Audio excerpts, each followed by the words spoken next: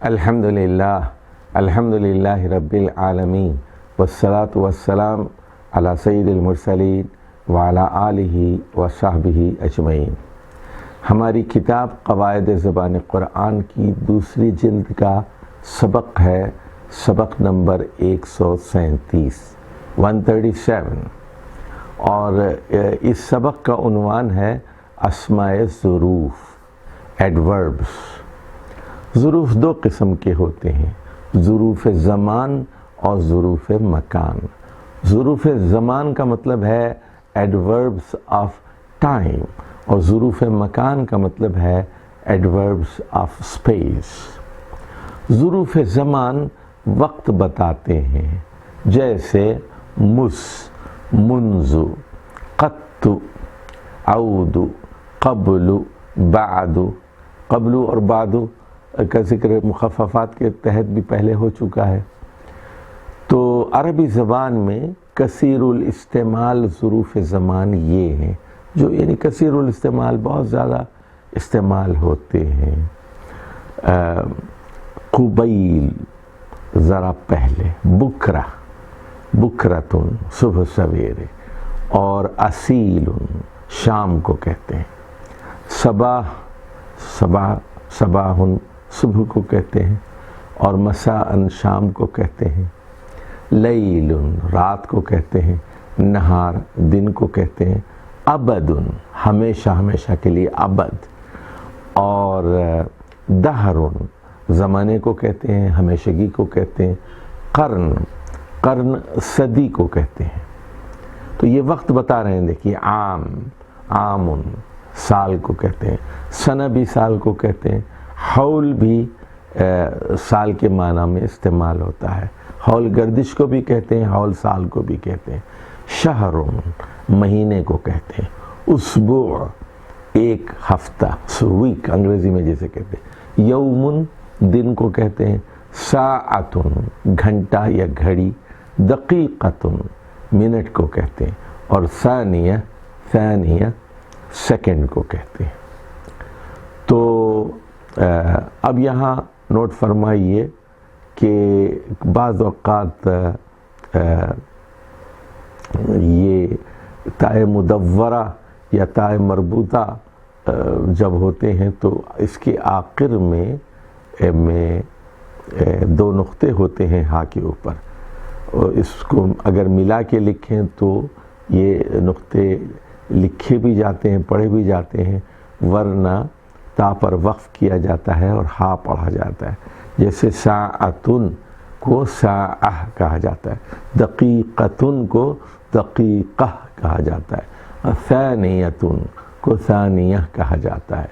تو یہ چیز آپ پہلے پڑھ چکے ہیں۔ تو اب آ جائیے ظروف مکان کی کچھ مثالیں آپ کے سامنے رکھتے ہیں۔ ظروف مکان جگہ بتاتے ہیں، جیسے حیث، حیث جب، جہاں کے معنی میں، اور قدام، قدام آگے کے مطلب، امام بھی آگے کو کہتے ہیں۔ خلف پیچھے کو کہتے ہیں۔ تحت نیچے کو کہتے ہیں۔ فوق اوپر کو کہتے ہیں۔ عند پاس، اور عین کہاں، لدی یا لدیون، تو یہ پاس کے معنی میں، لدن بھی پاس کے معنی میں استعمال ہوتا ہے۔ وراء، وراءً پیچھے، اور بعید یعنی دور کے معنی میں، اور ازاء مقابل، اور حذاء یہ بھی مقابل کے معنی میں استعمال ہوتا ہے، اور تلقاء جانب، طرف کے معنی میں استعمال ہوتا ہے، جیسے قرآن مجید میں ہے تلقاء مدین۔ اور تجاہ یا تیجاہ طرف کے معنی میں استعمال ہوتا ہے، کی طرف۔ مع آپ جانتے ہیں جو ہے ساتھ، معکم، معیہ، اور لدا بھی پاس کے معنی میں استعمال ہوتا ہے۔ بین درمیان، اور بین یدی سامنے، آگے کے معنی میں استعمال ہوتا ہے۔ یہ تمام الفاظ ظروف مکان ہیں، جگہ بتاتے ہیں۔ ظروف کے بارے میں ہم یہ بتا دیں آپ کو، بعض ظروف مبنی ہیں اور بعض معرب ہیں. یعنی مبنی کا مطلب یہ ہے کہ وہ بدلتے نہیں، ایک ہی حالت میں رہتے ہیں، اور معرب میں ان کے اعراب مختلف آپ کو نظر آتے ہیں. بعض ظروف مخفف ہو کر مبنی ہوا کرتے ہیں، جس میں جملے کے آخری حصے یا مضاف الیہ کو حذف کر دیا جاتا ہے، اور مقتول اضافہ ظروف جس کا سبق ہم پڑھ چکے ہیں، نحو کی اصطلاح میں انہیں غایات کہا جاتا ہے، جیسے قبل اور بعد. اور بعض اوقات ظروف کے بعد حرف ما بڑھا لیا جاتا ہے، جیسے اینما، اینا کے بعد ما لگا دیتے ہیں، اور متا کے متا ما، اور کلن کے آگے کلما، اور ربا کے آگے ربما، ذرا دیر، جب تک، جس قدر، اور طالما، طالع کے بعد عرصہ دراز سے اکثر اوقات طالما، اور قلما، قلہ کے بعد میم الف لگا دیتے ہیں، ما، یعنی بہت کم بعض اوقات. اور بعض اسماء اشارہ بھی ظرفیت کا مفہوم دیتے ہیں، اور اس لیے یہ اس میں ظرف بھی ہے، جیسے ہا ہونا، ہناک، یہاں. تو یہ ہیں تو اسماء اشارہ، ہا ہونا. تو جیسے ہم قرآن مجید میں دیکھتے ہیں، سورۃ المائدہ کی آیت نمبر 24 میں بنی اسرائیل کہتے ہیں حضرت موسیٰ سے، اِنَّا ہَاہُنَا قَاعِدُونَ، اِنَّا ہَاہُنَا قَاعِدُونَ. وہ حضرت موسیٰ سے کہتے ہیں آپ اور آپ کا رب دونوں جا کے لڑے، ہم تو یہیں بیٹھے رہیں گے، کیونکہ ہمارے مقابل میں تگڑی قوم ہے. تو اسی طرح دیکھیے ہناکا اور ہنالکا، ہناکا یعنی اس جگہ، اس وقت. تو یہ ظرف مکان اور ظرف زمان دونوں طرح استعمال ہوتے ہیں، لیکن ظرف مکان کے لیے استعمال اولا ہے. آل عمران میں آپ دیکھتے ہیں کہ ہنالک دعا زکریا ربہ، ہنالک دعا زکریا ربہ. تو حضرت زکریا علیہ السلام حضرت مریم کے حجرے میں داخل ہوئے، جہاں وہ عبادت کیا کرتی تھی. تو وہاں دیکھا، جب بھی وہ جاتے تھے ان سے ملنے کے لیے، دیکھتے تھے کہ وہاں بے موسم تازہ پھل ہوا کرتا تھا. وہ حیرت سے پوچھتے تھے کہ یہ پھل کہاں سے آیا. تو اور ان کو حضرت مریم کی کرامات کا علم ہوتا ہے کہ اللہ تعالیٰ ان پر بہت مہربان ہے. تو ہنالک دعا زکریا ربہ. تو اس وقت پھر یہ حالت دیکھ کر، اس وقت، اس جگہ، اس موقع پر حضرت زکریا سوچتے ہیں کہ یہ 16-17 سال کی کنواری لڑکی ہے، اللہ کی اتنی عبادت کرتی ہے، اور اس کی کرامات کا یہ عالم ہے کہ اس کے پاس تازہ پھل آتے ہیں. تو میں بھی اپنے رب سے دعا کیوں نہ کروں، اگرچہ کہ میں بوڑھا ہو چکا ہوں، میری بیوی بوڑھی بھی ہے، بانجھ بھی ہے، تو میں اولاد کے لیے دعا کیوں نہ کروں. تو پھر آپ کو خوشخبری سنائی جاتی ہے، ہنالک دعا زکریا ربہ. یہ ہنالک کا مطلب ہے حضرت مریم کا یہ حال دیکھ کر حضرت زکریا نے اپنے رب سے دعا کی، ہنالک دعا زکریا ربہ. تو ہنالک اس وقت، اس جگہ، اس موقع پر، یہ حال دیکھ کر. تو یہاں ظرف ہے، یہاں ہنالک. تو مطلب یہ ہے یہاں پر کہ یعنی اس وجہ سے اور اس تحریک کی وجہ سے حضرت زکریا نے دعا کی. اور دیکھیے سورہ غافر کی آیت نمبر 85 میں بھی ہنالک کا لفظ استعمال ہوا ہے. فَإِذَا جَاءَ أَمْرُ اللَّهِ قُضِيَ بِالْحَقِّ وَخَسِرَ هُنَالِكَ الْمُبْطِلُونَ. فَإِذَا جَاءَ أَمْرُ اللَّهِ، جب اللہ کا حکم آ جائے گا قُضِیَ بِالْحَقِّ تو حق کے مطابق فیصلے کر دیے جائیں گے. وَخَسِرَ هُنَالِكَ الْمُبْطِلُونَ اور غلط کام کرنے والے اس وقت خسارے میں مبتلا ہو جائیں گے. مبتلون خسرہ ہنالک المبتل اس موقع پر اس دن. تو یہاں ہنالک کا مطلب ہے قیامت کا دن. تو بعض دیگر مشہور ظروف زمان ظروف مکان یہ ہیں، دیکھیے یمیناً یمیناً دائیں طرف، شمالاً بائیں طرف، یساراً بھی بائیں طرف استعمال ہوتا ہے، شرقاً شرقاً مشرق میں، اور غرباً مغرب میں، جنوباً جنوب میں، اور شمالاً یعنی نارتھ کے لیے شمال کا لفظ استعمال ہوتا ہے. شمال لیفٹ کو کہتے ہیں، شمال نارتھ کو کہتے ہیں. میلاً میل جانتے ہی آپ، اور فرسق فرسق بھی ظرف مکان ہے، 3 میل کے فاصلے کو فرسق کہتے ہیں. اور بریداً برید ڈاک کو بھی کہتے ہیں، اور برید ایک فاصلے کو بھی کہتے ہیں.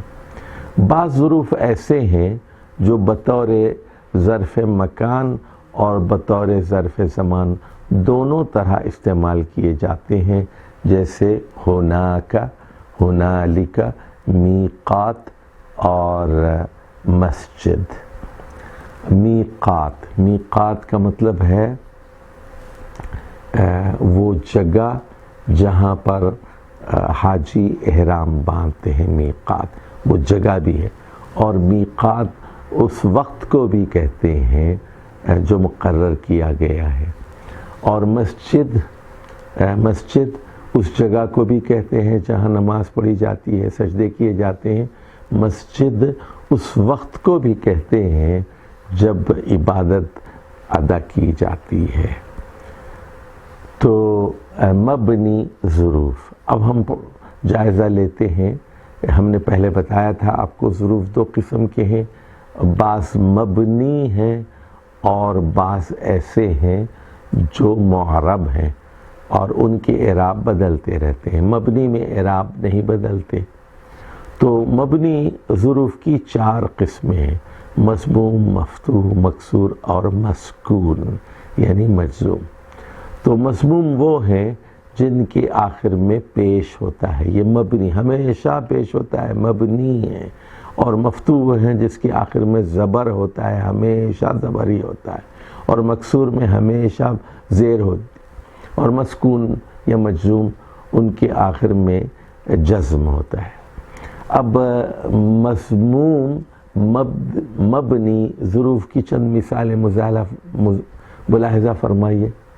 مضمون مبنی ظروف کی چند مثالیں ملاحظہ فرمائیے. قبل دیکھ رہے ہیں ہم، قبل کے آخر میں پیش ہے، لام پر پیش ہے. بعد، تحت، فوق، قدام، خلف، حیث، قط، عود. تو یہ ساروں کے اوپر آپ دیکھ رہے ہیں کہ پیش پر ان کا اختتام ہو رہا ہے، اس لیے یہ مضموم ہیں اور مبنی ہیں. اور ان میں سے اکثر مخففات ہیں، پہلے بتا چکے ہیں کہ قبل اور بعد یہ مخفف ہیں. اب دیکھیے مفتوح ظروف کی چند مثالیں، یعنی جن کے آخر میں زبر ہے، جیسے ایانا، کیف، اینا. ایانا کے نون پر زبر ہے، کیفہ کے آخری حرف فا پر زبر ہے، اینا کے آخری حرف نون پر زبر ہے، فتحہ ہے. یہ مفتوح ہیں یہ، اور مبنی ہے. ہمیشہ ایانا ایانا ہی آئے گا تمام حالتوں میں، کیفہ ہی آئے گا، اینا ہی آئے گا. اب اسی طرح آپ جائیے مکسور میں ہم مثال دے چکے ہیں. امسی، امسی کے سین کے نیچے زیر ہے اور ہمیشہ امسی ہی آتا ہے. اور بعض مسکون ہے جیسے اذ زال جو ہے ساکن ہے، اور مذ یہاں بھی زال ساکن ہے. اب ہم بات کریں گے غیر مبنی ظروف کے بارے میں، معرب ظروف کے بارے میں. تو جیسے ان کے اوپر تینوں اعراب آتے ہیں. مثال کے طور پر یومن، یومن، یومن، دیکھ رہے یوم ظرف زمان ہے، دن کو کہتے ہیں یوم، اور تینوں حالتیں آتی ہیں اس کی. یومن مرفوع ہے، یومن منصوب ہے، یومن مجرور ہے. اور غیر مبنی ظروف جب جملے یا اس کی طرف مضاف ہوں تو ان کا زیر پر مبنی ہونا جائز ہے. جیسے یوم یقول المرء، تو اب یہ اگلے جملے کے ساتھ یہ مضاف جب ہوتے ہیں تو یوم آئے گا. یوم تو آپ جانتے ہیں کہ مضاف ہمیشہ خفیف ہوتا ہے اور اس کو خفیف کر دیا جاتا ہے، تو یومن کے بجائے یوم ہو جائے گا، اور اسی طرح حین ہو جائے گا. اور وقت اذن، وقت اذن، یوم اذن، حین اذن. تو اور مضاف الیہ مجرور ہوتا ہے، تو اذن، یوم اذن، حین اذن، وقت اذن، یہ اس طرح مضاف مخفف ہو جاتا ہے، خفیف ہو جاتا ہے، اور مضاف الیہ ہمیشہ مجرور ہوتا ہے، آپ جانتے ہیں. اب ذرا یہاں پر یوم کی کچھ مثالیں قرآن مجید سے ذرا دیکھ لیتے ہیں. تو پورے جملے کی طرف بھی مضاف ہوتا ہے اور یوم منصوب کر دیا جاتا ہے. جیسے یوم ینفق فی الصور، یوم ینفق فی الصور، سورہ نبأ کی آیت نمبر 18 ہے. وہ دن جب سور پھونکا جائے گا. تو ینفق فی الصور، سور پھونکے جانے کا دن. تو یہاں یوم مضاف ہے، اور باقی پورا جملہ جو ہے ینفق فی الصور، یہ جملہ فعلیہ ہے، لیکن پورا جملہ مضاف الیہ ہے، اور مضاف الیہ پورا جملہ یہاں پر مجرور ہے. مضاف الیہ ہمیشہ مجرور ہوتا ہے، اور یوم مضاف ہے، مضاف ہمیشہ خفیف ہوتا ہے. تو مرکب اضافی میں یہ دو اصول ہم نے آپ کو بتائے تھے، ان اصولوں کو تازہ کر لیجئے. مضاف ہمیشہ خفیف ہوتا ہے اور مضاف الیہ ہمیشہ مجرور ہوتا ہے، چاہے وہ پورا جملہ ہی کیوں نہ ہو. سورۃ المائدہ کی آخر میں آیت نمبر 119 ہے، دیکھیے یوم ینفع الصادقین صدقہم. تو سچوں کو سچ کا فائدہ دینے والا دن. ینفع الصادقین صدقہم، یعنی ینفع الصادقین، صادقین کو فائدہ دے گا ان کا صدق، ان کا سچ.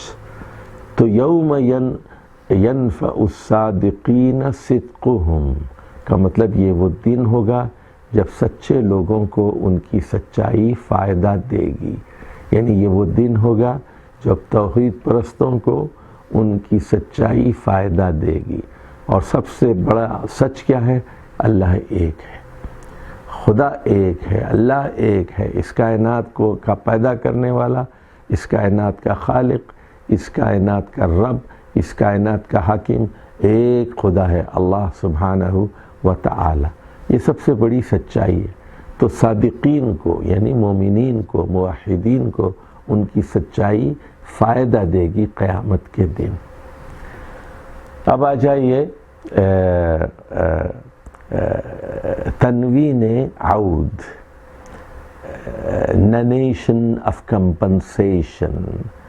ذرا اس سبق کا مطالعہ کرتے ہیں.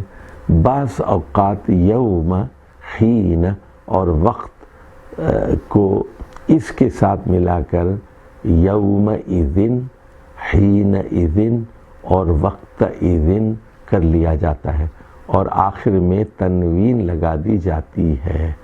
اس تنوین کو تنوین عود کہتے ہیں. ایسی صورت میں یوم کو زبر کے ساتھ پڑھا جاتا ہے، اور یوم منصوب ہوتا ہے مضاف، اور اذن مضاف الیہ ہے مجرور. یوم اذن، اور مضاف الیہ کا قاعدہ کیا ہے؟ مضاف ہمیشہ خفیف ہوتا ہے اور مضاف الیہ مجرور.